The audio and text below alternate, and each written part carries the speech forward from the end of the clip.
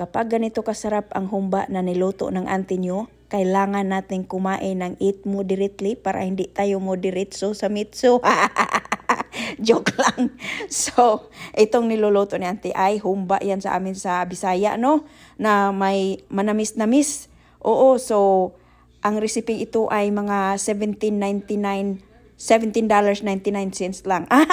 So, pinaghalo ni auntie yung pork belly at saka pork hock.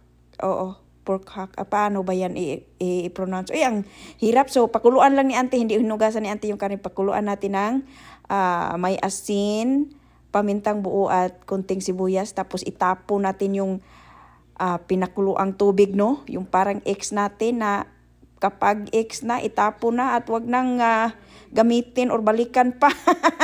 Tapos nilagay ni auntie uli yung karne dyan sa sa kalaha. Tawag sa amin dyan kasi paanuin natin yan.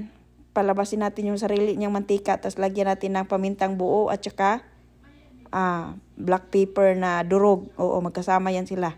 Kasi kailangan may forever silang dalawa katulad namin ng uncle nyo. Hindi ko lang alam kung hanggang kailan yung forever namin ni uncle nyo. Basta. So, hindi nagmantika. So, kailangan lagyan ni auntie ng kunting mantika para i-brown yung ating karne. Oo. So, hinugasan niya ni auntie ang karne after ng pakuluan. So, ganun ang paghugas natin sa oink-oink. So, nung lumabas na yung yung mantika, at saka nag-brown-brown na ng bahagya yung karne, at saka nilagyan ni auntie ng maraming bawang, at saka sibuyas, at saka laurel na dahon. Oo, ganyan lang. Hindi komplikado magluto si auntie, at saka walang measure ng kung ano. Tapos nilagyan ni auntie ng Mississippi water. Ay, tubig pala from Mississippi River, at saka yung chicken bouillon. Oo, yun yung pangpalasa. Tapos nawala yung asin dahil hinugasan natin yung karne. So nilagyan ko ng mood swing ko, yung toyo. Oo, wala nang asin-asin yan. Toyo na lang. At saka, para kasing tong pagkaluto. Yung adobo lang. Tapos lagyan din ng kunting suka. Walang mixture. Tapos isang kanang black beans.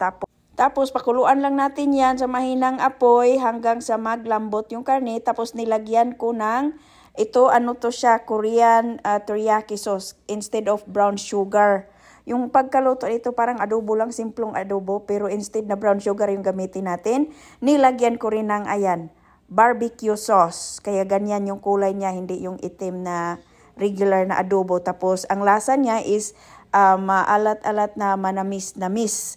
Oo, kaya sabi ko sa inyo, kapag kumain kayo ng humba ni auntie nyo, eat moderately kung ayaw mong moderate sa mitso. Joke lang. So, yun lang mga kaibigan. Salamat sa panonood ninyo at hanggang sa susunod na recipe at pagkikita natin. Bye-bye. God bless. Bye.